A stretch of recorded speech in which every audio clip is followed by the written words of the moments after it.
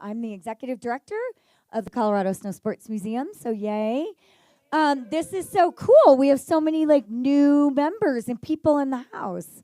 So this is great. Of course, Sarah and Jeff and Judy are here because they come to all of our events. So thank you. Thank you. I love it. We're their social outlet. It's so fun. Jeff and I skied the other day together. It was really fun. No. No. I'm just little.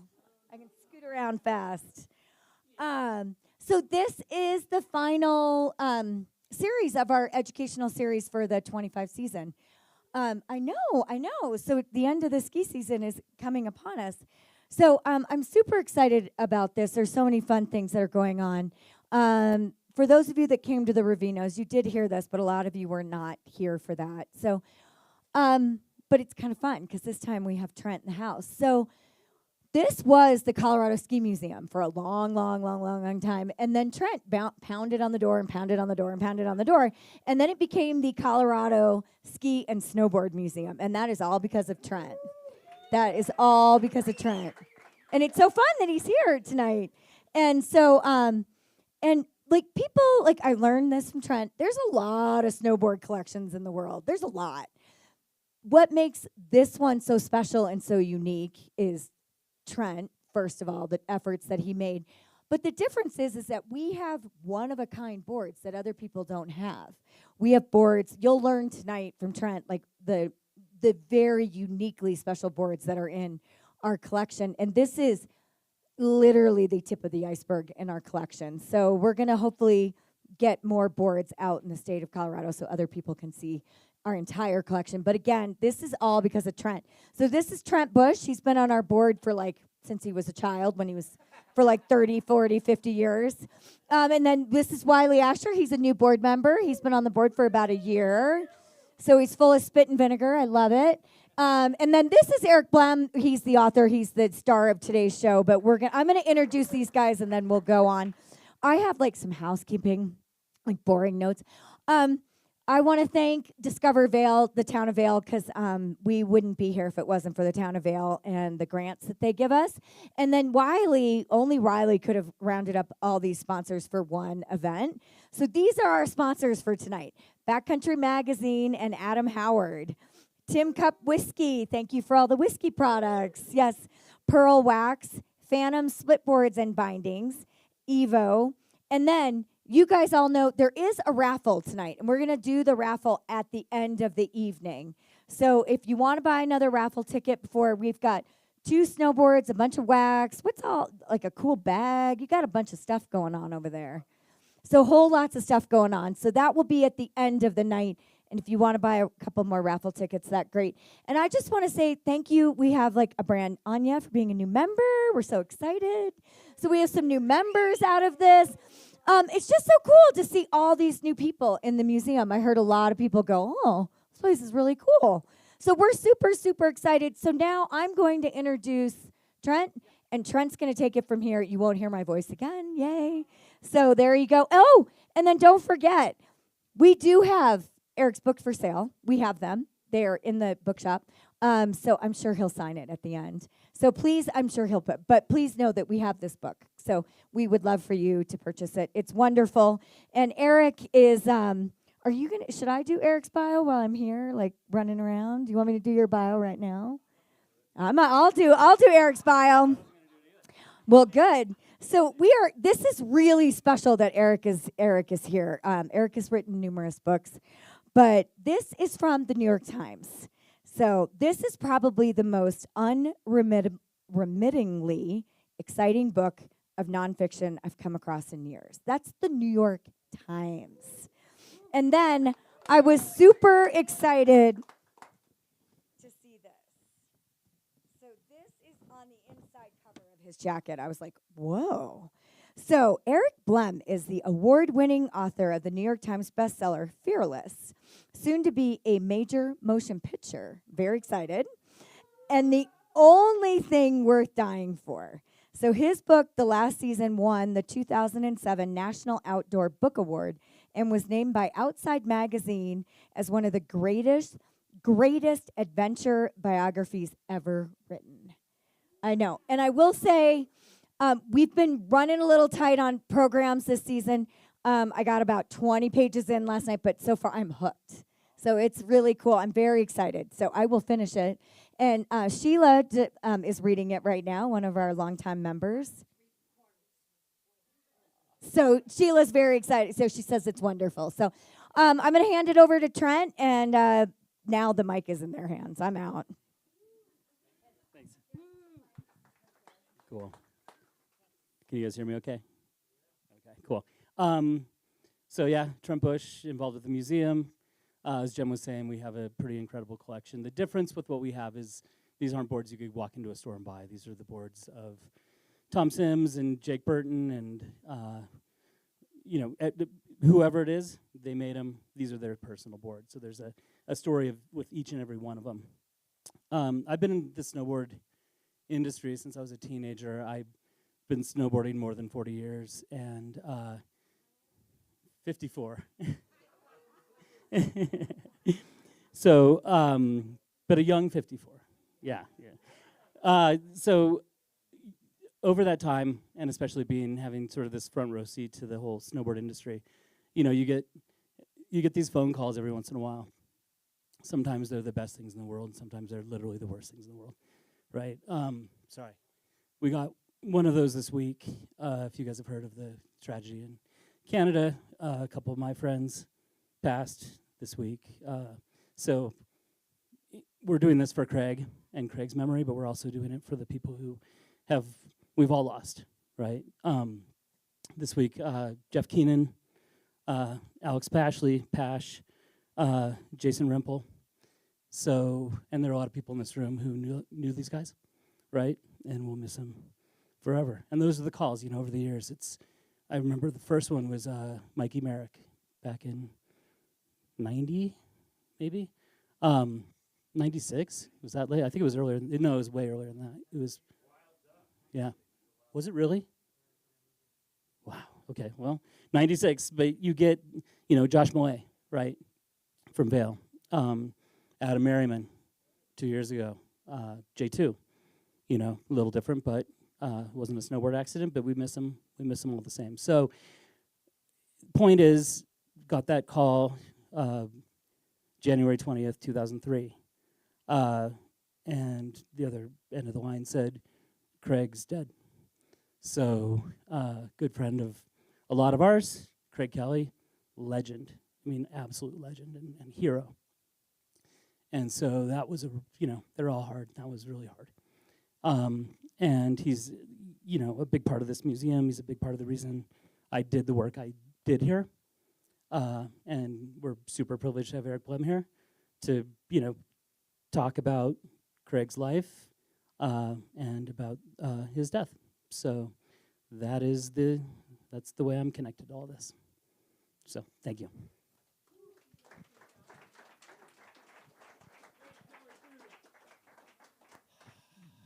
Thank you very much, Trent. I'll try to keep it together. Got a few notes here.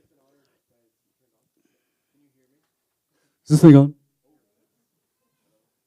Testing. No? There? Closer? I got to talk that close. Okay. Yeah, that's a tough act to follow emotionally, but it takes me back to 2003 and Craig Kelly's death. Same thing. I think that Craig's death, for me personally, he was a friend. He was a hero first, and ultimately became a subject of the stories I wrote as the editor of Trans World Snowboarding magazine. So that's how my connection how I came to know Craig. And I'll get into how I decided ultimately to write this book, but about 10 days after, or 12 days after the avalanche that took Craig's life, along with 6 others in the northern Selkirks in British Columbia, Canada, there was an additional avalanche that took the lives of 7 young school children who were on a touring trip at Rogers Pass. And that was literally the day before Craig's memorial service, where myself and a lot of friends gathered in Bellingham at the ferry terminal. And so this is a celebration. It's not going to all be a bummer like this, because these people lived amazing lives, and we want to honor that. but at the same time, I want to honor those who also passed. And I thought a great way to do that, especially with this group and considering the situation, is to kind of take you into that moment at the very beginning of Craig's memorial service in 2003. And I have a couple marked pages here.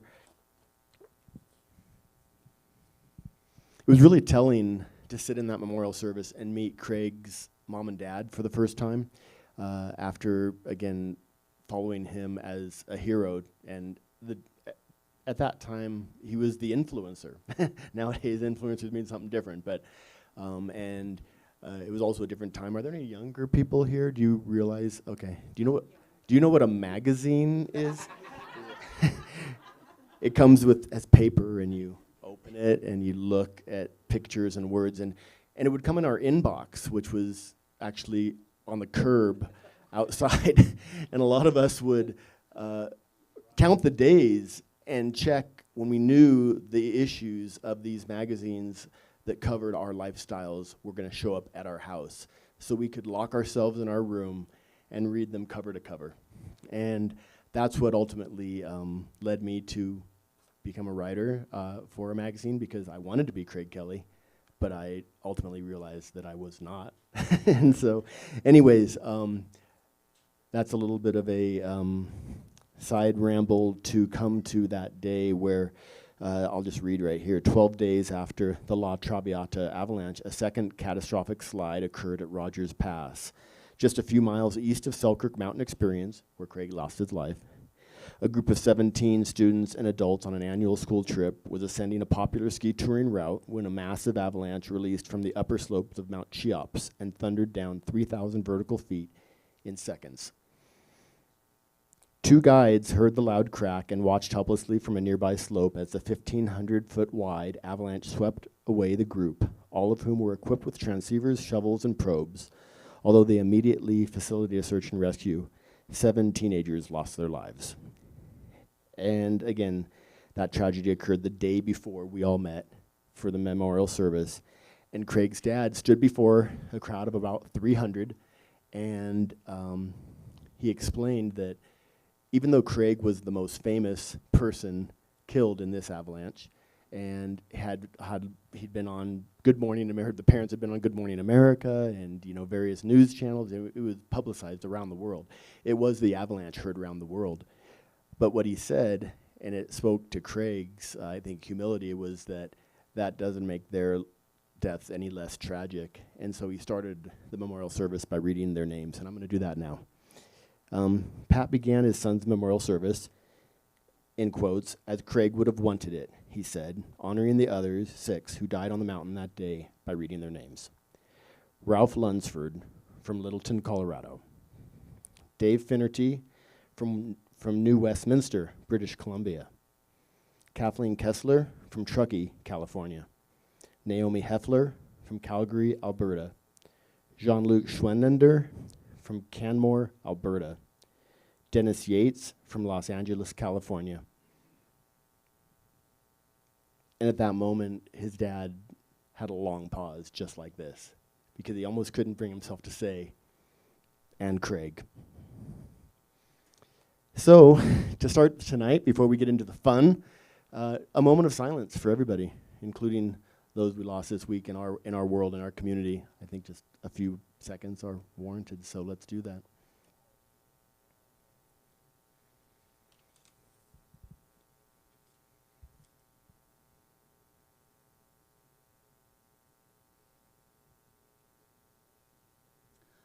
Okay. Thank you for that.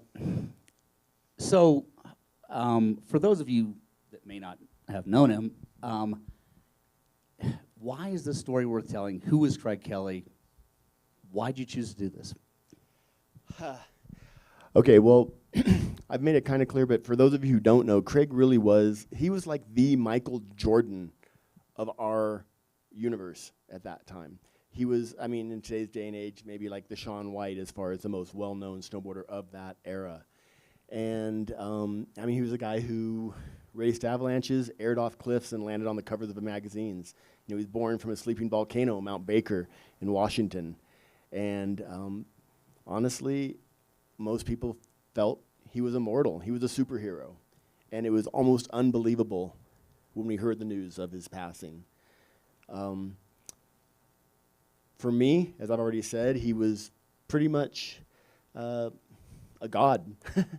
I mean, the photographer of this photo right here, Gordon Isham, said, if gods walked the earth, Craig was one of them. And I agree.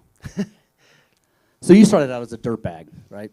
You were a dirtbag, Straight snowboarder, wannabe journalist. How did you start in this? Okay, well, Tell us your dirtbag beginnings. dirtbag beginnings can be gnarly. I'll just say, not to keep it gnarly, because this is a good, happy story, but my mom passed away when I was 17 years old, and one of the last things she said after a 4-year battle with cancer was, if there's anything you want to do in your life, do it now, because you never know about tomorrow. And after a year of junior college, after graduating high school, I said, fuck, I want to move to Breckenridge, Colorado, sorry, excuse the language, and be a pro snowboarder. And that's what I did. I moved to Breckenridge, and that was my goal right here, because Breckenridge was the first ski area that actually allowed snowboarding in the West, at least. A lot of small areas, but first really large-scale resort. And I did that and met a travel rider on a chairlift. Yeah. Yeah. Yeah. So, okay, so you wanted to be a pro, but you sucked. I sucked, totally, straight up. I could keep up, but I couldn't. Yeah. And ultimately, I was injured, honestly, and decided I couldn't. But I met a travel writer on a chairlift as I was working a job, Main Street Sports in Breckenridge. I worked for Pat Stanton and Paula Stanton, and they were all the best bosses that I could have ever imagined. And I work a split shift. I went over and saw some dude with a blue one-piece ski suit in the singles line. I said, "You single?" Jumped up on the lift with him, rode up, and he proceeded to tell me that he was there, hooked up at, I think, the Beaver Run Resort, free lift tickets for a week, and he was going to write a story about Breckenridge. And he said that was his job. And I said, what a scam. Did you go to school for that? And he brought up a word that I had never heard in my life, and it was, I majored in journalism. And that was after I blew my knee out, not too long after, that's when the light bulb came full circle. I said, I'm going to write for a snowboarding magazine, and I'm going to see the world on someone else's dime, which is a similar story to Howie from Backcountry Magazine right back there, that we learned that about each other. That was why he decided he wanted to get into magazines, to see the world on someone else's, he said nickel, I think. I said dime. Yeah, and he was more of a dirtbag, apparently. So anyways, that's how it all came to be as far as me becoming a writer. And I went back and got a degree in journalism and got an internship at Transworld Snowboarding Magazine, and ultimately saw the world on someone else's dime. But then you took it to a whole other level after getting out of snowboard journalism and wrote real books. And I think you're the only one of us that's actually done that. Maybe, Yeah. But, and I know you've written a bunch of books of military history and military situations. And if you can briefly touch on those, and then tell us how writing those books that are very complex of military situations helped in the storytelling of this. Honestly, I feel like these other books that when I took a detour from writing about the mountains. My first book was called The Last Season, and it was about a backcountry ranger who went missing in the high Sierras. He was basically the guy who everybody went to when someone went missing, and then one day he went missing himself. That's my elevator pitch to go buy the book. I'm just kidding. But The Last Season, yeah, I'm not going to tell you what happened to him. But it's in the book. Anyway, and it's in paperback and audio and ebook. No, I went into military stories. Honestly, after 9/11, I kind of thought, what's my place in all this? All the patriotism, and it was our generation. And also at that time, there was also a lot of the World War II veterans were dying, and a lot of them were dying, their stories were dying with them. They never spoke of it. And I thought, well, this is my current generation. And I'm a journalist, and I figured, hey, maybe I can tell these stories, keep myself out of it, be very journalistic, don't get political, tell the story, however it happens, from the perspective of the people on the ground. And that's what led me to my next 3 books and my first bestsellers and everything. And so some of them involved friendly fire incidents, top secret missions, things like that. And I feel like that ultimately prepared me for the chaos and the fog of war. It's very similar to the fog of what goes on when an avalanche occurs and everybody is basically in full chaos mode. And there's people under the snow, and you need to save them. And so it gave me, I think, an opportunity to learn how to deal with the emotions of the survivors, and also how to ask the questions of the family members and be able to meld biography with adventure and survival and everything like that. So that prompts a question. As you were researching this, in a lot of the people that you were interviewing, were they enthusiastic to talk to you, reluctant, afraid? I mean, this is very sensitive, it was tough, or was it? Yeah, I mean, it was a controversial avalanche, and there was a lot of different sides, very polarizing. And no, nobody wanted to talk about it, really, except a lot of people wanted answers. And so somebody has to do it. And I felt that was important. And well, I know when it hit me that I needed to tell the story. I can tell you that as well. And so how long did you research this? I started researching it when I first met Craig, really. I mean, that would have been in the early to mid-'90s, and then pretty much right after I went to his memorial service, and I got permission to record and video all of the stories of dozens and dozens and dozens of people until my batteries ran out on my microcassette recorder and my video recorder, literally. And that was when I knew I had something special. People like, and anyone from Jake Burton Carpenter to Mike Ranquit and all the Mount Baker hardcore to his parents and his siblings and school teachers. So I really got a really great picture of who Craig was, in a very fresh at the time of his death as well. So it was very accurate. What I didn't know, that one of the people in the crowd there was the guide, Rudy Beglinger, who had led Craig and 6 others literally to their deaths. And he had, Well, you can assume that, but I'll tell you what, I thought so too, until I went into the book and research feeling that because of everything I'd heard about. But as I read the reports and as I actually spoke with the people who were there, which is a lot different than what you get in necessarily sensationalized reports and newspapers and whatever, a different story started to appear. And so I will say that it's a very balanced look at that, and I will say that I changed my mind about a lot of things. And we all have perspectives and from what we've heard and what we think we know.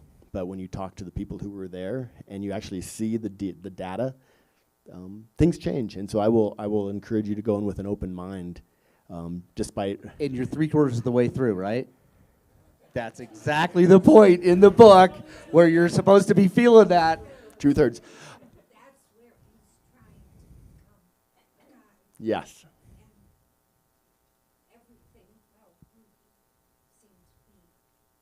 That's exactly what I heard too, and that's exactly why I structured the book that way. I structured it like everybody on the planet knew it and heard it. Yeah, he had, and the assistant guide. But I will say that what I tried to do was, I ultimately went there and met him face to face and saw, I wanted to pay my respects where Craig was killed and get to know the operation and get to know everything that I could, literally. I mean, it took me, at the end of the day, I spent 5 years full time just researching this book, 5 years. Gotcha. Oh, well, okay.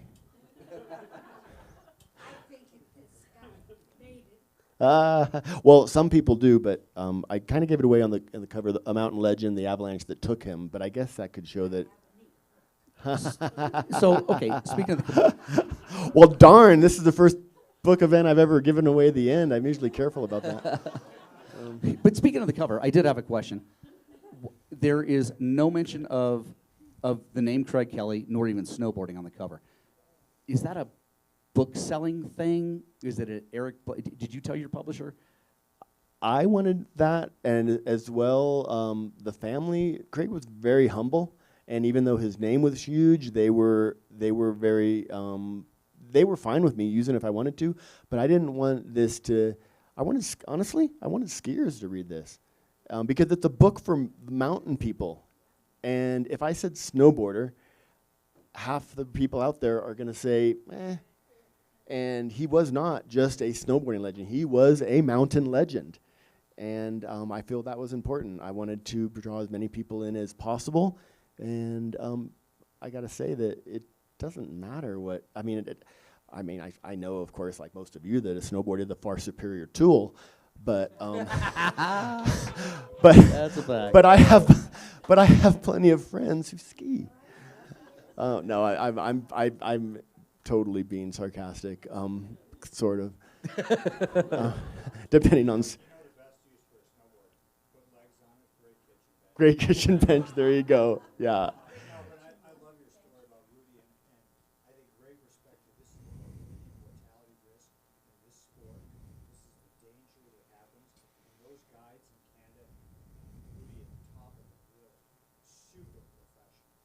Yeah. People who have dedicated their lives to loving snow, but also keeping people safe. I agree, and he was vilified massively afterwards. And at the end of the day, I felt possibly that he was this guy who just charged up slopes with strictly his own hubris and experience. But as I got into the details and as I got into the tests that he did in the weeks leading up to it, and talked to other people and found out that those reports were taken by the RCMP, the Royal Canadian Mounted Police, Mounties, that night. He didn't doctor his data. It was taken the day of the avalanche, and I can tell you when he got back to his house that evening, all he wanted to do was hug his kids, so he was not doing anything else. And then they flew in, and so I was able to look at a lot of information that a lot of people didn't have in the past. And a lot of the survivors took notes that night and journals. And there are some people that say, how can you put this together? It happened 20 years ago or whatever, 15 years ago. How could this be accurate? I'm like, well, about 7 people gave me their journals from that day. So the places where there were discrepancies, I've relied on people that were there then and not necessarily their memories now. And they also got access to a lot of newspaper recordings, and also National Geographic did a documentary, and I got the raw footage of the people, and that was only 1 year later. So it wasn't just memories from 20 years, 15 years ago. It was memories very recent that I looked at. So going back to the early days of Craig's life and getting to know his dad a little bit and his family, were there certain seeds that they set where Craig was an outstanding adult? How did that form as a kid? Let me preamble this by letting you all know that Wiley actually was the first staff writer for the world's first snowboarding magazine, and he was my original mentor. And so he got to know the family because Craig was the guy that everybody wanted to interview, and he actually published one of the very first interviews in ISM, well, International Snowboard Magazine, ISM for the cool kids. And it was our Bible. And he started that. And so he comes with that question not just out of the blue, it's because he knows. You tell me what Craig's, he, well, I don't know. I just remember what Craig's dad cornered me at, I don't even remember where we were, harping on me that we needed to run more photos and more coverage of Craig. And I was like, Mr. Kelly, sir, we're going to have to change the name of this to International Craig Kelly Magazine. I mean, If we run any more we can't photos. put any more of him in there. Yeah. I mean, but I think there were. Did I answer your question? I don't think I did. No, maybe not, and maybe. I flipped that. Did you see how I did that? Yeah, that was great. That was great. But he was a kid of the he was Gen Xer, whatever, latchkey kid. But, you know, as an adult, or even, well, I guess even as a kid, BMX racing and stuff, he came with a different attitude to a meeting, to a photo shoot, to just free riding. And it was so very different than the rest of us dirtbags. Yeah. Because we were there to, you know, have a good time and stuff, and he would show up with shot lists and how to juicy fruit. Yeah. Yeah. Juicy fruit. I mean, So one of the original television commercials, there was, I think it was Labatt's was first. Labatt's was the first one in beer in Canada. Was it Labatt's? And then it was Juicy Fruit, and he got picked along with a few other pros to be shot by Greg Stump. Actually, is who shot it, and it was after the Worlds in Breckenridge, and they went over and to shoot this, and he was letting them know, like when people showed up, he was telling the crew the colors they should wear because of the light, and he was saying that this, you know, you don't want to shoot from here because this is going to be more contrast or whatever, and just all the way around. He was leading the shoot basically as this. Craig was, yeah, and he did that really in everything. He was a latchkey kid who grew up, and it was all about independence, and he learned if anything was going to get done in life, he had to do it. He paid for half of his first BMX bike because his parents just couldn't afford it, and so he learned what it took to succeed and to get what you want, and by doing that, he brought that same, I think, drive and professionalism to snowboarding. When everybody else, it was we just wanted to party. I mean, it was like we didn't care. Yeah, so if you guys know Terry Kidwell, a lot of you probably know the name, but he, you know, at the level, he was the Craig before Craig in a lot of ways. He was the best snowboarder in the world for a long time, but he told me the story of showing up at the Juicy Fruit commercial. And the dirtbag showed up and then Craig showed up. And when the commercial finally aired, it was all Craig. And Kidwell's like, what? Like, I did tricks too and whatever. And you got paid by the second of what actually got shown up. So Craig got the big check and everybody else got the dregs. But he made it happen for himself. He always did that his whole life. Right. Yeah. Well, and Tom Sims, one of his first sponsors was Tom Sims of Sims Snowboards, which most of you have heard of. And he told me that he knew Craig was the real deal when he showed up. He went and talked to him. They were all in their team condo in Breckenridge. And he said, hey, Craig, do you need a wake-up call in the morning? And he pulled up. He said, I brought my own alarm clock. Nobody would have thought of that. Nobody would have brought an alarm clock. But it seems like that day-to-day attitude was buried in a deeper vision that a lot of us probably didn't have at the time of where this sport was going to go. Yeah. He could see where it was going to go, and I think he was able to break so many molds. Like, who gives up competition when you've won four world championships? Who says, I'm bagging that crap, I'm going to the backcountry? Yeah. Yeah. Only somebody that got it, has sister. the gravitas and the wherewithal and the vision of what it could be, that competition was great and fun and cool and sells boards, but hold on, there's a whole other world back there. Yeah. Just one of the many molds I think he broke. Yeah. He really, well, first of all, he was the first person actually trained to win, which was a gigantic thing. No one else did that. And then he would kind of knock off his various goals. You know, I'm going to be the freestyle world champion. I'm going to be the overall world champion. I'm going to be, you know, I'm going to beat the Euros in slalom, you know, which they were the rulers at that point. And when that was all said and done, he also was smart though. I mean, he did realize, he was looking in his rearview mirror and seeing who was coming up behind him. He's like, how long can I keep doing this? And all he wanted to do was snowboard. So he really did start thinking, free riding is really why I got into this. I got into competition so I could keep free riding. And he said, and that's what most of the world is interested in. You know, what does everybody do at the end of a contest? Free ride. And so he cued into that and told Burton that, and ultimately they said, "All right, we'll give it a shot." And I think that year that he they shifted and decided not to snowboard. And there's some quotes in the book from, like, there's an editor from a Japanese snowboarding magazine that quoted Craig that explained why he left, and he could say it much more eloquently than I can right now. But basically, it was that it feeds my heart and my soul, and he went after it. And that year, when everybody was so interested in titles and everything and winning, he got more coverage as a free rider, I think, than anybody that year. And that's when everybody else kind of looked around like, whoa. And Dennis Jensen, who was a PR guy at Burton at the time, said, as Craig started doing that shift and just free riding and getting photographed and filmed and making a living at it, a lot of people came up and said, "Hey, I want to do what Craig does, and I want to free ride. I want to do concerts more." And he would listen to them and kindly say, "But you're not Craig Kelly." And he said that that was a really tough thing because, and one of the reasons it wasn't strictly skill or style or anything else, a lot of it had to do with the fact that Craig was motivated. He was a self-starter, and he got blank done on his own, and a lot of people couldn't. But at a contest, you could actually, there's structure, and you have to show up, and you have to do these things.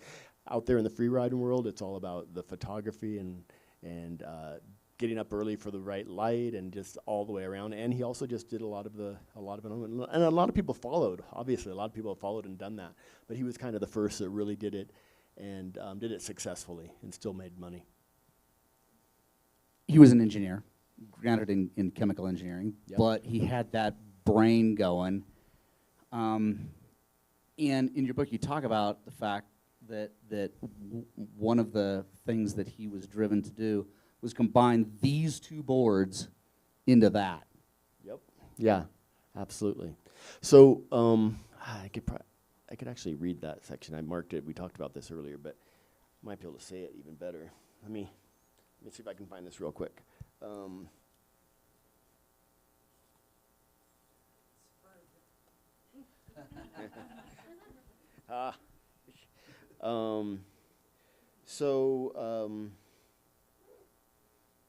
Yeah, so when he was training, he got a local ski area that didn't allow snowboarding to allow him to train on their mountain. And and they were closed on Mondays, so he got to go and set his own slalom courses so he could practice. And he, again, here's somebody, that classic line, if you don't ask, you never know. You're going to fail at 100% of what you don't try, that kind of thing. And Hyack was closed on Mondays, which became the day he'd set a course, and maintenance workers and other employees on the mountain watched him hiking 10, 20 times, sometimes 30 runs for fitness because he knew he needed to train, and also figuring out the mechanics of his turns, as well as the personalities of his two boards, which at the time, one was the sleeker and stiffer 1500 FE, which is which board, guys? Oh, we don't have an FE. You don't have that? It's back Okay, there. well, it's similar, though, to that blade right there, right on the right. And he said, versus Terry Kidwell's new signature pro model, which is the board on the left, right? And the latter had a rounded nose and tail that were great for powder and freestyle, but his turns tended to wash out on hard snow. And so his whole pitch in trying to make a pro model for Sims was, I want to combine those two. So you can carve and it'll hold an edge, but it's also will be forgiving in transitions and moguls and free riding. And so well, this is a whole other story that you'll find out about if you read the book. But if there ended up being a big battle between the two biggest snowboarding brands in the world over Craig Kelly, because he left Sims to go ride for Burton. And he was trying to get a board set up with Sims, but he was kind of getting brushed off over time. At the time, he was going to school to become an engineer, and Sims' big two pros were Terry Kidwell and Sean Palmer, and they were very much more marketable. And Craig was still kind of like the college boy who was also kicking ass at contests, but he was still trying to become an engineer. So he ultimately left and went to Burton, and on October 21st in 1987, Jake Burton Carpenter was showing Craig around the factory in Vermont for the first time, and it was an impressive new Manchester Center, Vermont manufacturing facility. Craig shared with Carpenter his engineering background and how he and his buddy, another person you'll meet in the book named Jeff Kruger, would loiter at ski shops and totally nerd out on ski construction, on side cut, radius, camber, shape, flex, materials. He didn't give away any specs for the dream board he hoped to build with Burton because he didn't have a contract yet. He was smart. But he emphasized it would combine characteristics of race boards and freestyle boards and would, and I quote from Jake Burton himself, he said, would revolutionize performance. That was what Craig said. And that became the mystery. Yeah. And then, So- kick in. Yeah, so 1650 Kidwell. So we called it the Skidwell back then because it was reverse camber. And it's skateboard construction, so it's horizontal laminate. It does have edges, but it was really a freestyle board, pure freestyle board. It didn't carve that well, which was why we called it the Skidwell. Tom didn't like that very much. So the big difference, jumping over, is, and you mentioned, did you mention the lawsuit? I did mention it Okay, briefly, so yeah. they were the company that had the Sims license at the time, Vision Sports, sued Craig and sued Burton. Yeah. And so he had to take his name off of his new Pro model. So, which was supposed to be the Mystery Air, which was a board that actually came out in 1980. Craig was riding in 88, but it came out in 89.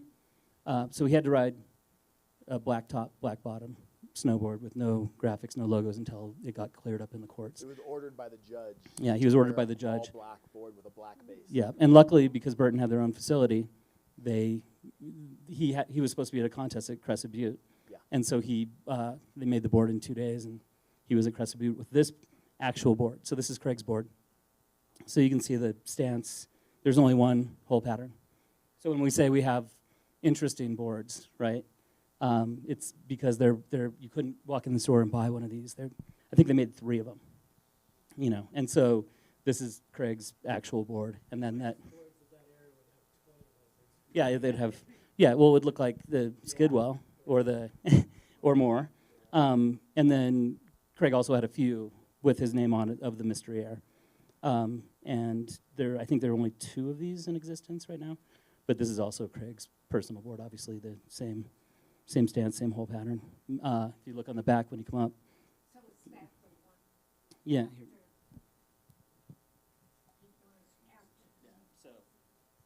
He's got his Mountain Baker Hardcore, on the top. Yeah, of course. This is the board that's in that photo. So it's such a iconic range of shots of that, but that's this board. So we were able to put the boards on loan from Brian Kelly, from Craig's brother, from the Kelly family. So when he came and pulled these out of the bag, when I was asking him if we could put some things on display to replace. We had Mystery Airs. We didn't have Craig's, right? And so when he opened the bag and started pulling these out, it was a heavy moment.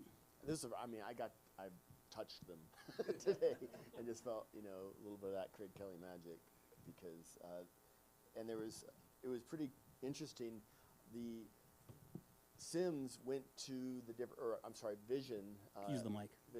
Vision Sports went to all the snowboarding magazines at the time and said, please don't run any photos of Craig riding Burton boards.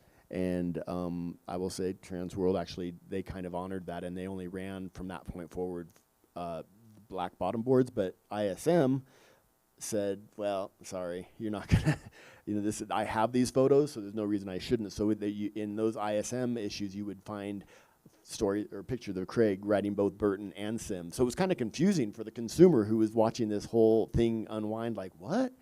And after, you can come see, there's a ISM article right here called Racer X because he wasn't able to be on anybody's brand name. So when we're done, you can come read it. It's pretty cool. Yeah. But Craig's engineering brain secret sauce thing was vertical laminate versus horizontal laminate skateboard construction, camber versus reverse camber. So you could actually carve it, good side cut, torsionally stiff, right? Torsionally stiff for everything. So this board got a lot of people that were only Sims riders to finally ride some Burtons. And that would have been like 88, 88, 89. 89, yeah. So when I worked at Main Street Sports, the Burton rep actually brought an all. I was the only snowboarder in the shop. I sold skis. The skiers didn't know I have never skied in my life, but I sold more skis than anybody. But no, I had a great teacher. Pat Stan taught me everything. But it was really cool that this blackboard showed up, and I was able to go out and take it out and write it. And honestly, the version I had was really soft. Yeah. I remember, almost too soft. But I was still just blown away where I like lean and all of a sudden just. Well, I remember because I was working turn. at Wave Rave in Boulder at the time, and I remember them showing up, and we were all Sims kids, you know, and that thing showed up, and we were flexing it, and it would literally, you could almost flex it tip to Yeah. tail, and we're like, no way, we're not riding this thing, you know, Yeah. and then all of a sudden Craig shows up, and it's just, Right. you couldn't even believe that it went from here to there overnight. I remember at the trade show too, like they didn't have the boards right. They only had the ones with his name on it, and so they actually, at the trade show, came out with a crate, Yeah, they brought it in like a In a top secret wooden crate, with and it. just said top secret on it. Top secret and they just put that stenciled. in the trade show booth because they couldn't legally put Yeah. the Mystery Air. Yeah, it was a crate. And It's pretty cool. everybody basically intuitively knew that the Mystery Air was Craig's new board, and it's actually studied. I think is it Harvard Business School or maybe some big business schools have used it as a case study of showing how you can turn something really bad into something really good marketing wise. Because again, they couldn't market Craig, but they had this board, and apparently it sold like crazy, and it was pretty cool. But they ended up still giving Craig royalties on the Mystery Air, even though his name wasn't on it later, because they knew it was Craig that made people want to buy it.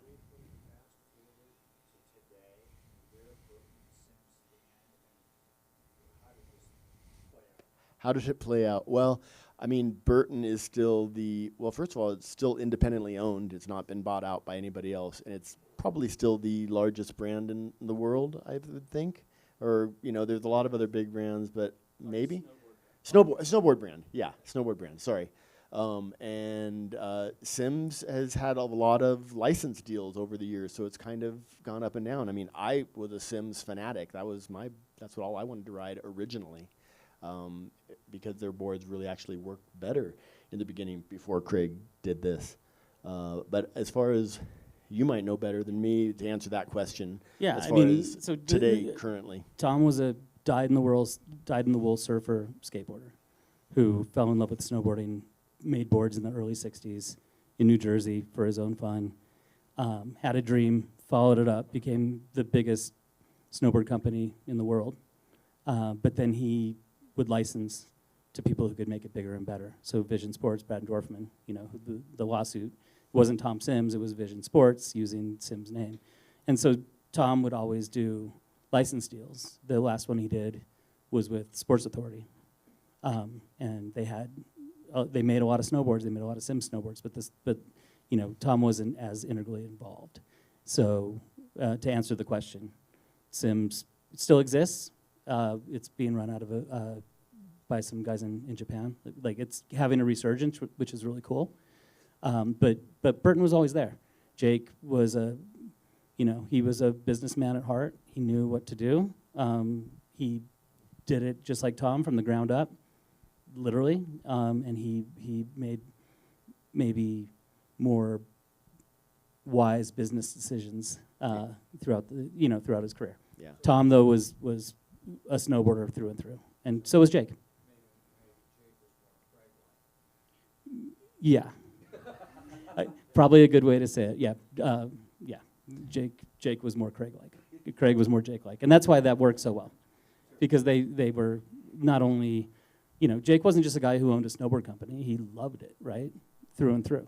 Yeah. And they got along very, very well because they spoke literally the same language because they were talking, again, from the heart and not like from bank accounts. Yeah. Not Totally. always. I mean, Jake was And- a smart business guy, but And they also, I was told, a lot of people liken them both to, they both come off as very low-key and mellow when you're just hanging out with them.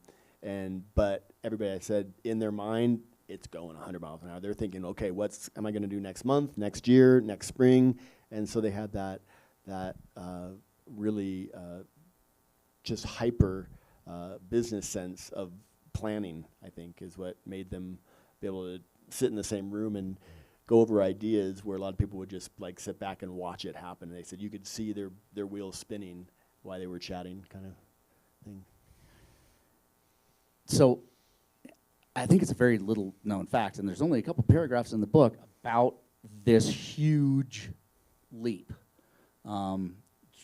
with the mystery air that we just talked about, and I'll go out on a limb and say, I mean, this was the beginning of modern snowboards. I mean, if you look at that shape, and that's the core of today's boards. But he did the same thing with split boards. Yeah. He was, and I think that's a little, and I think that's not widely known. Yeah. Well, there were a lot of other people that did the initial, the whole history of split boards of others, but what Craig had was the respect, I think, and the clout and the name, that if he starts writing something, people are we're going to trust it. But he called your split board stupid. He did.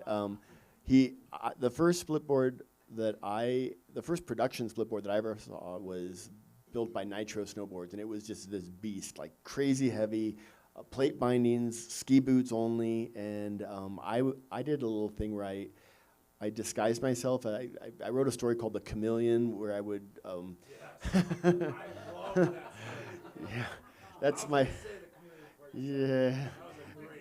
So back when a lot of the skiers didn't allow snowboarding, I would dress up like a skier and put on my hard boots, and I'd go in ski mode, and I'd buy a lift ticket, and my goal was to go up the lift at Alta, at Aspen, at Park City, at Keystone, and ultimately Taos. So I did it over the course of 3 years, and go up the most crowded chairlift, get on the lift, pay for a lift ticket, and then bomb down the center run and prove that we could actually get along, and not, run into each other and pull a handgun or whatever it is that they thought that we were going to do as a snowboarder.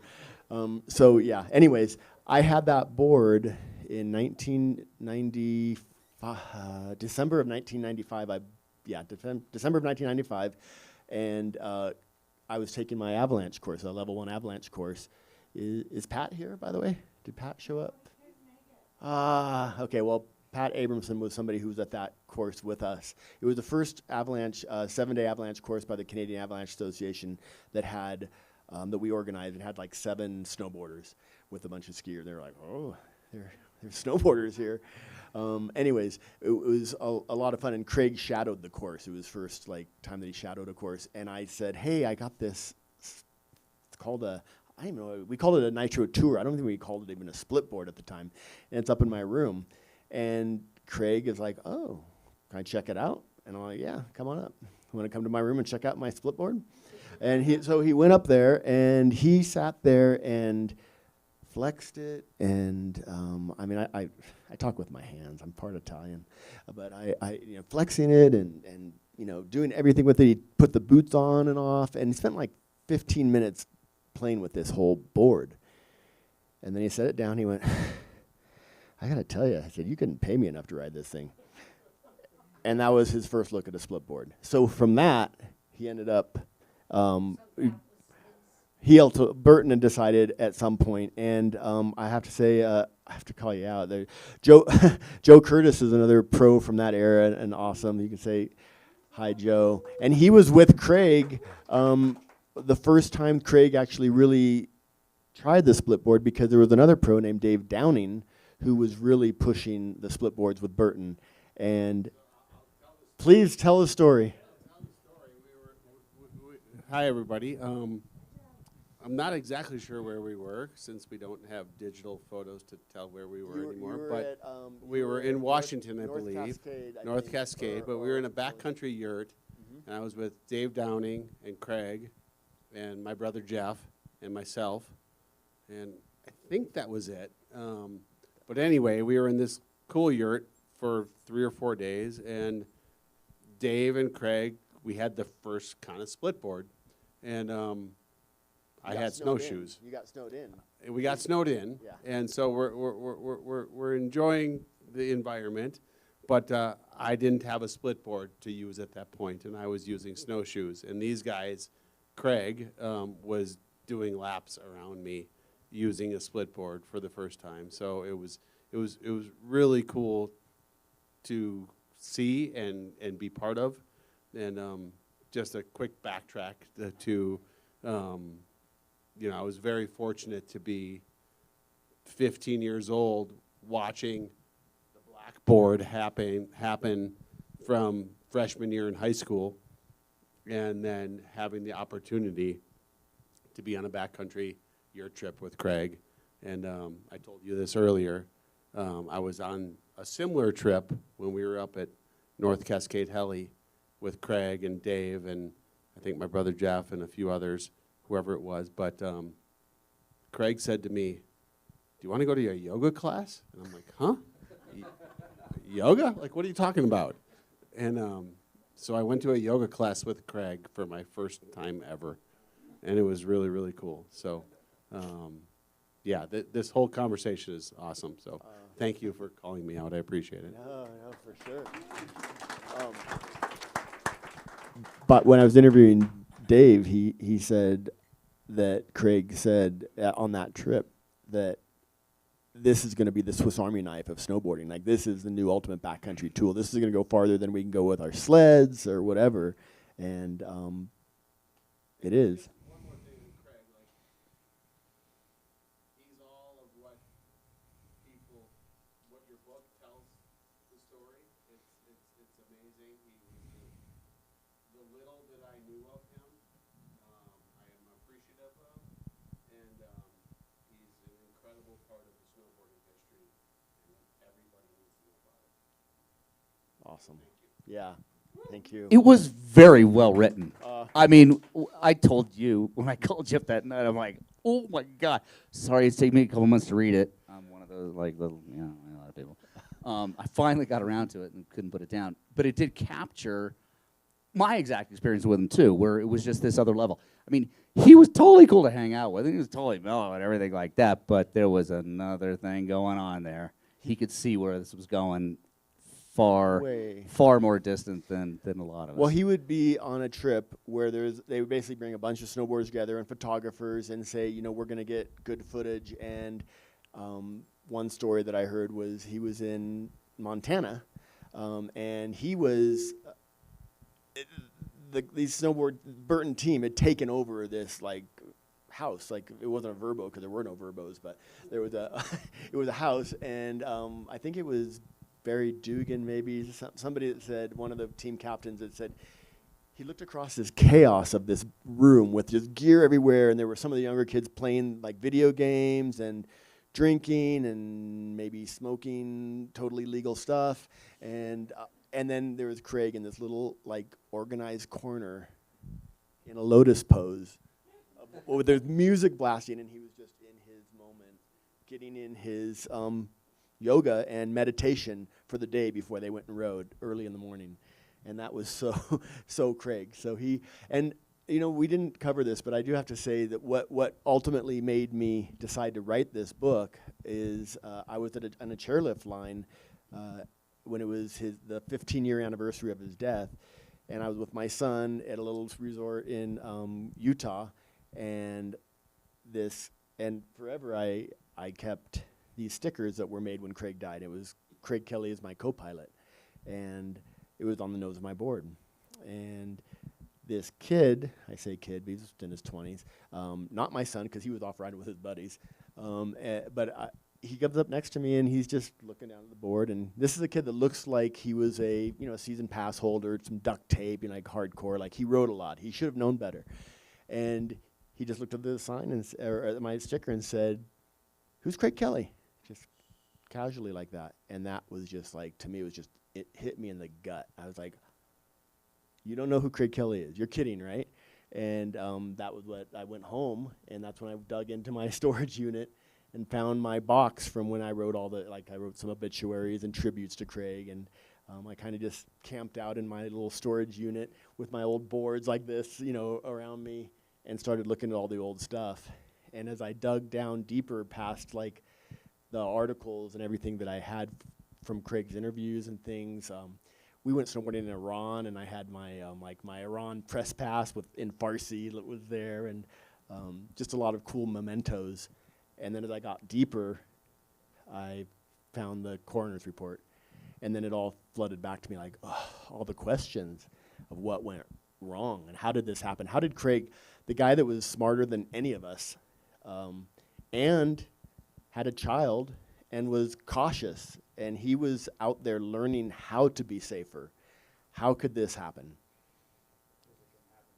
Exactly. And but as I looked into it, and I had actually printed out old, that was like when it happened, it was a time when the chat rooms were going crazy, and I printed out like stacks of these with just people venomous, just vindicating not vindicating, vilifying the guides and all these things. And I just thought, I think I need to go back in and tell all this and let the world know who the heck Craig Kelly is, because this current generation, there are people, unless they're people who had parents, or he was kind of disappearing to history in some ways, unless you were a snowboarder from that era or had some connection. So that was what really was the moment when I said, I'm going to tell the story. I think you did a beautiful job talking about him, who he was, left me bereft or lose this guy. Mm.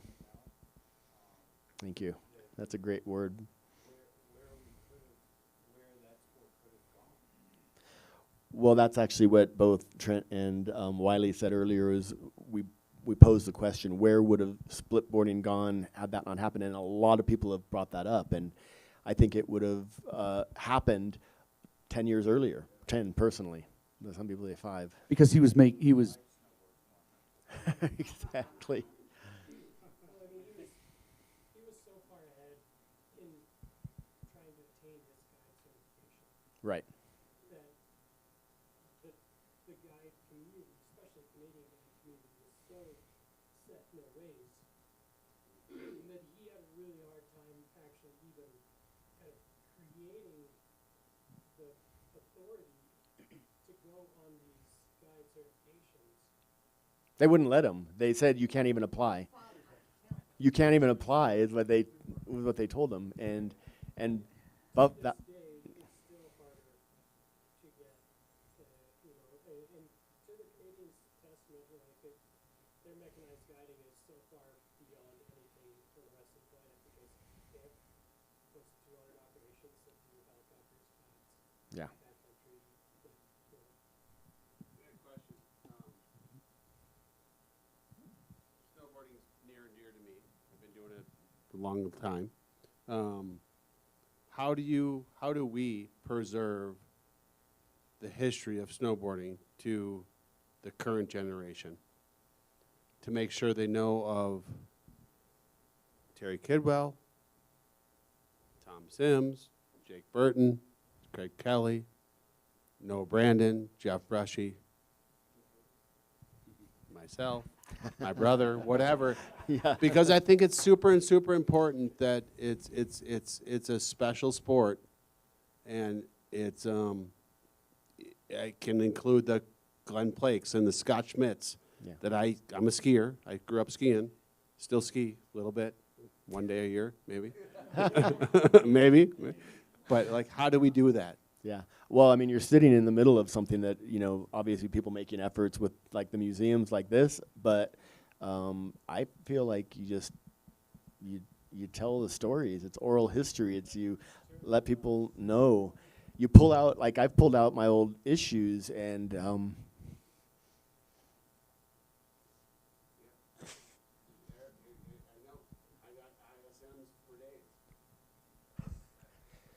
sorry. So I can jump in real quick.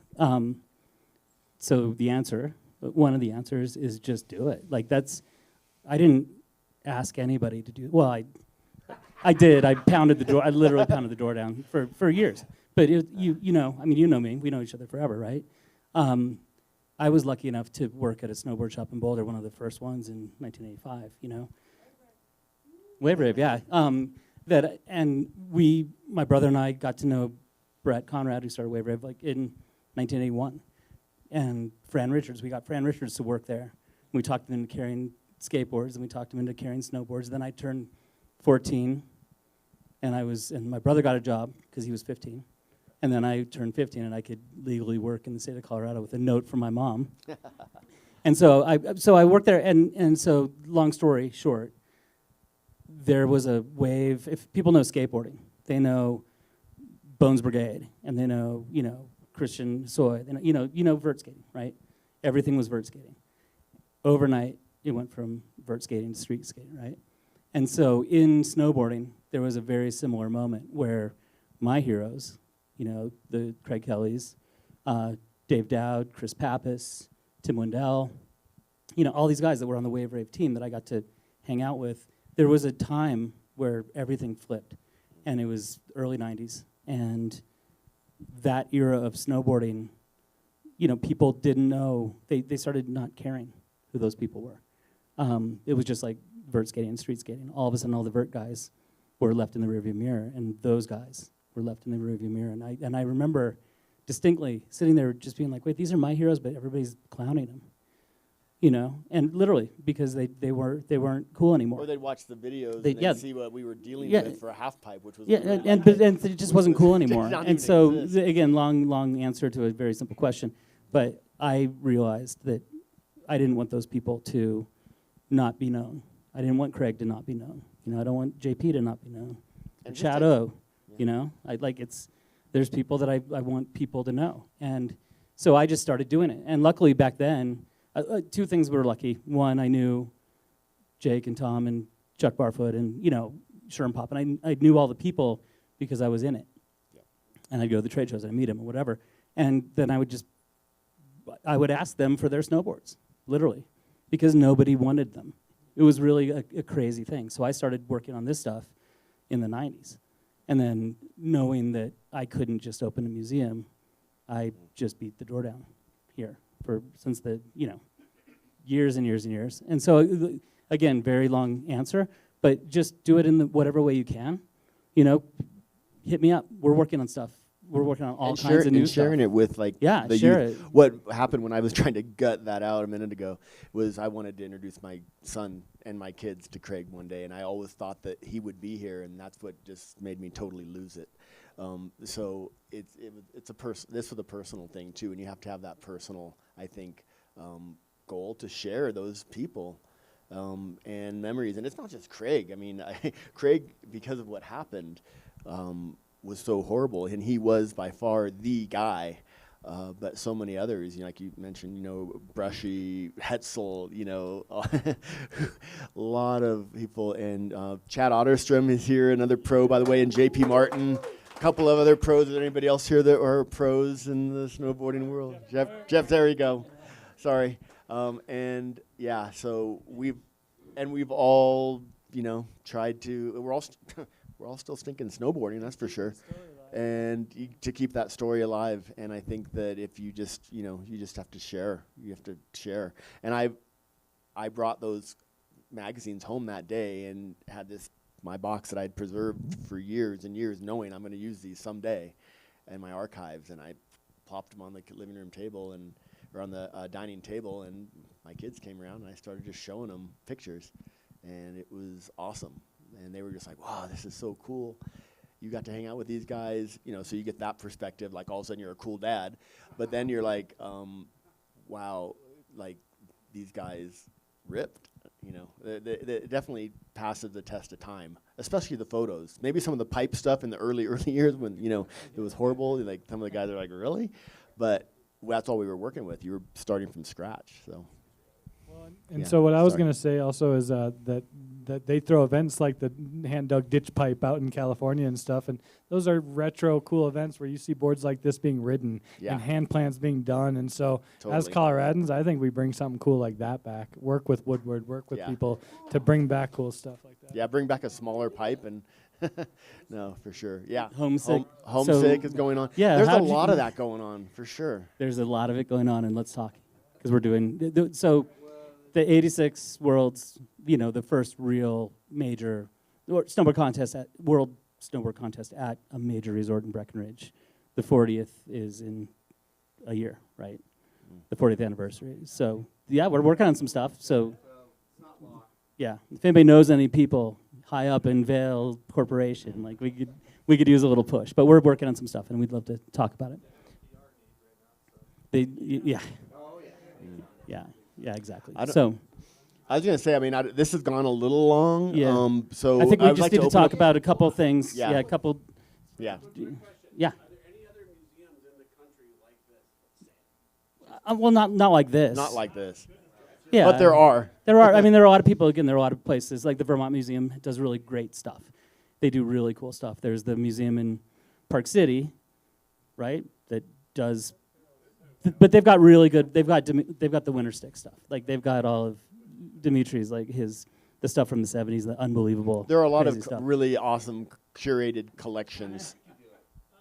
And we're working on another one also in conjunction with the 40th in Breckenridge of all the places. So Yeah, let's cast out of the bag. Okay, and we're far enough along in all the legal stuff and everything that I think it's okay, and if not, in fact, appropriate to announce. Dun, dun, dun, dun. Trent and I have been working with a group called Breck History that owns a lot of the properties in Breckenridge. And we have agreed with them to turn the entire second floor of the Welcome Center in Breckenridge to be the largest snowboard museum in the world. yeah, and again, it's early days, right? But we're working on it, but it's gonna happen. It's absolutely gonna happen. So again, how can you get involved? Let's get involved. I know you do. I know you do. So we have gone over. So we'll just tell a couple more things. Yeah, and if you and a Q&A, and I'm happy to Yeah. sit and sign books and chat with So anybody. we'll just talk about the last. Oh, Well, okay, yeah. So Craig was sending design stuff, split board stuff back to Burton, and they manufactured stuff and sent it off. But what's this thing? yeah. So two things. First of all, it wasn't just, and this is the great time I had. Actually, that photo. So Craig in front. It wasn't just, you didn't just need a good split board. You needed clothes that worked differently too. So I actually got to work with Craig for years to create the AK line, which was a good line. Outerwear. Yeah, clothing. So backcountry clothing, and so the one thing that stuck with me all these years, Craig, I sent him out in the stuff, and asked him, and he wouldn't just tell me what I wanted to hear, like I always wish he would, and he's just like paused, and he's like, best pair of pants I've ever worn. So that was my, that's still in my head to this day. So speaking of the heaviness of this, so you'll notice the left ski is broken here. So this is the board Craig was ascending the mountain when he was caught in the avalanche. So that's the last board he was on and buried. So. Yeah. So yeah, here it is. And it's in the museum, and it's something you can come and see and be around. Give But us an idea of the power of the force of an avalanche. Power of the force. I mean, snap it that way, that direction in two, basically. yeah. And so, like I said, when Brian Kelly, Craig's brother, was pulling these out of the bag, this is the last one that came out of the bag, and I lost it, literally lost it. I just said, "Is that it?" He's like, "Yeah, that's it." So. Yeah, they were ascending, and the avalanche released above them. It's the step-by-step of the whole thing is kind of in there, and there's also maps that kind of explain the pictures. Yes. No, the whole avalanche is step-by-step. It's sadly, but I think important that it's the whole thought process of both the assistant guide and the guide, and the thought process of as many of the people that were there, it all goes through. And also just the heroic efforts of the people who were clients of this, two groups, numbering 21 people, where all of a sudden 13 of them were erased from the landscape, and they had to, they knew they had hardly any time to to rescue him. Actually, I could probably end with that little section I could read. Please do. There's it's a little bit somber, but I think it's appropriate, and people remember this. Where is it?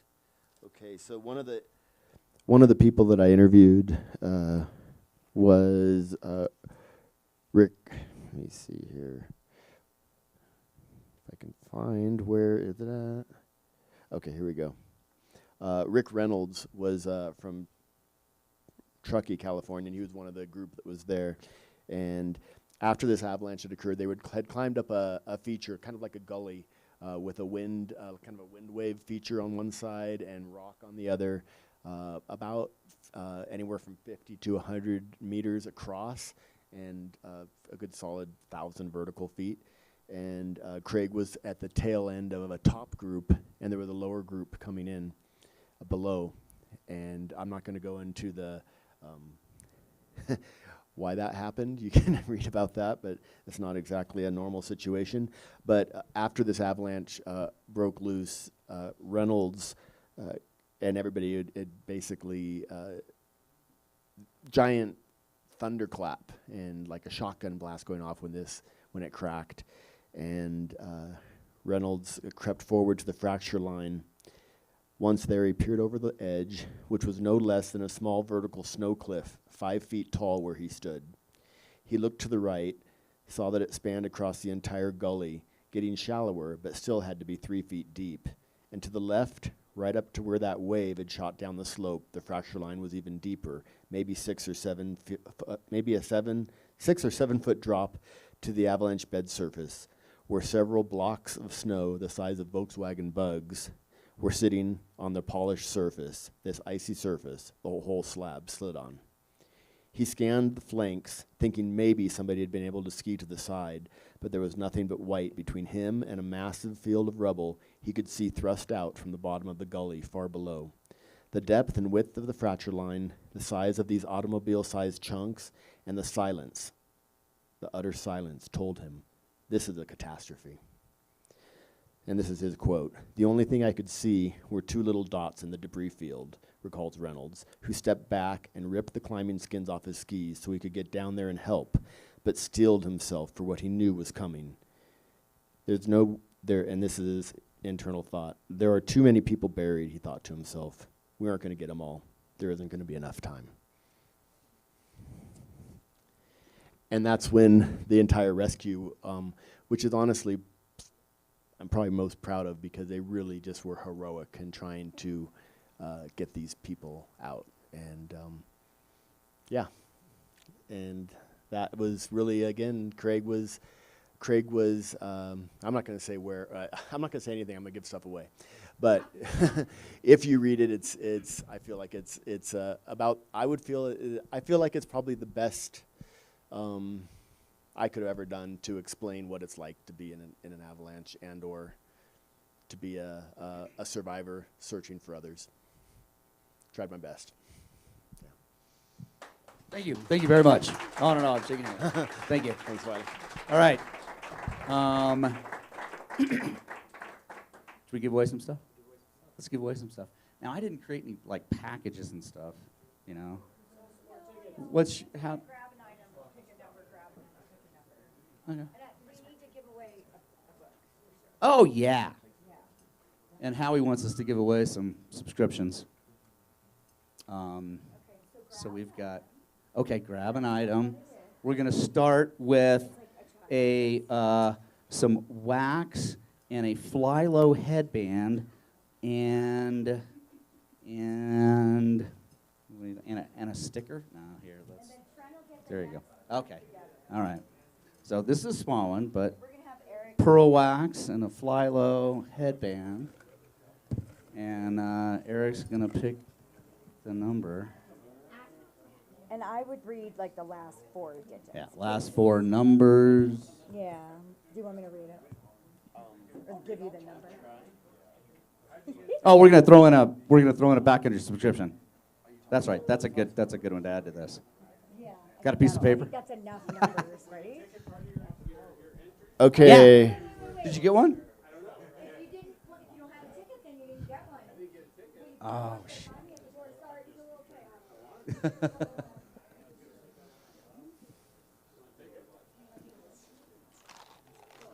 What you got? She said don't read it yet. Don't read it yet.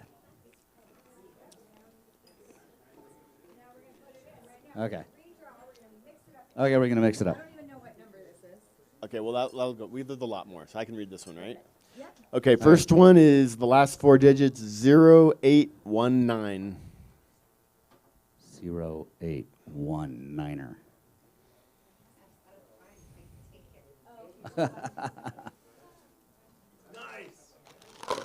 Nice. There you go. I'm not even Yay. right, just yet. You want a subscription to Backcountry Magazine? Okay. Well, Good job, buddy. yeah, yeah. Find Oh, I'll Howie. take that. I'll hold it right there. Find Mr. Howie over here. Next one. Okay, what do you got? All right. What's the next one? Some wax. Bag All right. from Evo with a bunch of cool stuff in it. Okay, last 4 digits, 0815. 0815. Here we go. Huh, it's cool stuff. 08. 0815. Yeah. 0815. 0815. Bag your stuff. Keep those over here. Did you keep the All right. fan stuff? Okay. Cool Evo bag. This is good when there's some bags. 0818. It'd be great for fishing stuff. It'd be great, yeah. It's a boot bag. Or fishing stuff. You want again? Cleaning up. Same family. Thank you. Nice. Fly-low cap and pearl wax. Yeah. All right. 0799. 0799er. Nice. Nice. I'm not checking. Here, hand me one. That's the. I know. That's why I'm leaving it there. All right. Okay, what do you got? Ooh, we're gonna do the board. We're gonna do a board. Which board? Let's do the Weston. Okay, here's a big First. one. This is it. And it comes with pearl wax and an Evo beanie. Okay. Okay, this is big. This is the tin cup 0823. 0823. That's you?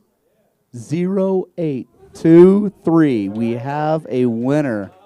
Now I will check this one. 0823. Yeah.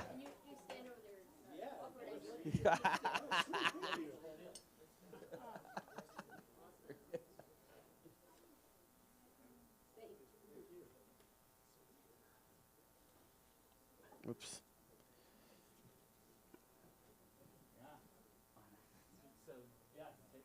Okay. We're gonna do this one. This All is it? right. Okay. And then we got some Phantom stuff, but we need hard booters for that. Okay. So Uh, yeah, we got a few. Okay. all right. This is a Burton Blossom 158, donated by our friends at Burton, who are supporting us in so many ways at the museum, and good friends and good people. And that's a ripper board. Okay. 0776. 0776. Nice. That's killer. Yeah.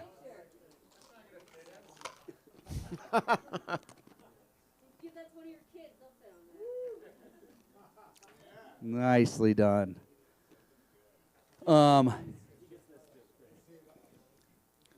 Yeah. Is that it? Are we good? Um, Or are we doing more? And then there's stickers at the on the way out. You can grab stickers, but that's all there is. And some little pearl wax things. So feel free to grab that. Where's the? Dude, Yeah. Yeah, take some wax. Does anybody want to stay for any Q&A? We'll stick around. But if, we're happy to stick around and do it. And then if anybody else has other plans, which I'm sure a lot of you do. But who's the hard booter? Who are the fruit booters? How many? I. Yeah. Do you have backlands? Do you have backlands? Do you have? You already have? Yeah. Do you need?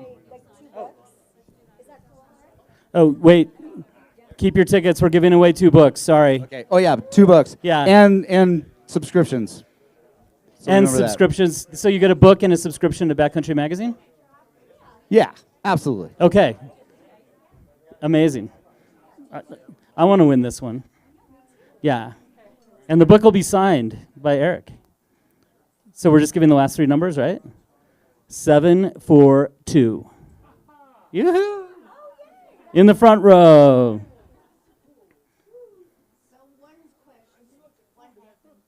There you go. Cool. You can keep it. It's okay. We're not going to choose it again. Yep. Thank you. Okay, and then the second book? Okay.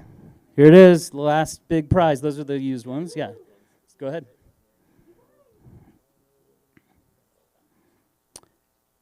$7.93. Oh, wow. See, it pays off. It pays off to buy all the raffle tickets. Yeah.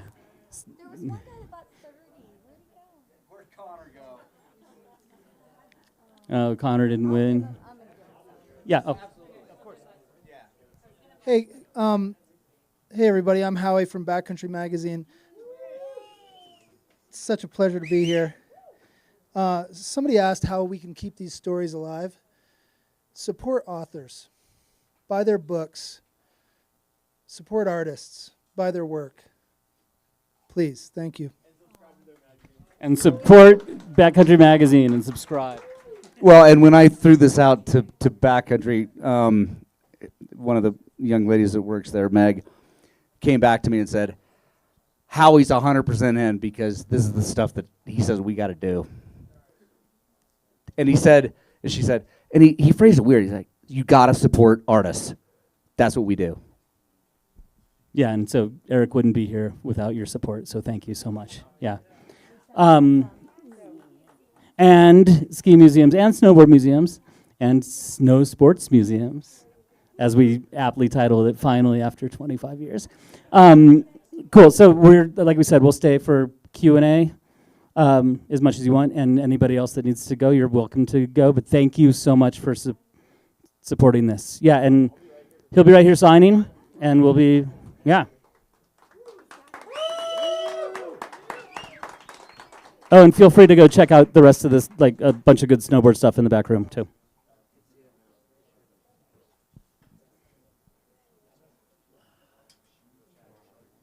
Thank you. Thanks for coming on. So good to see you.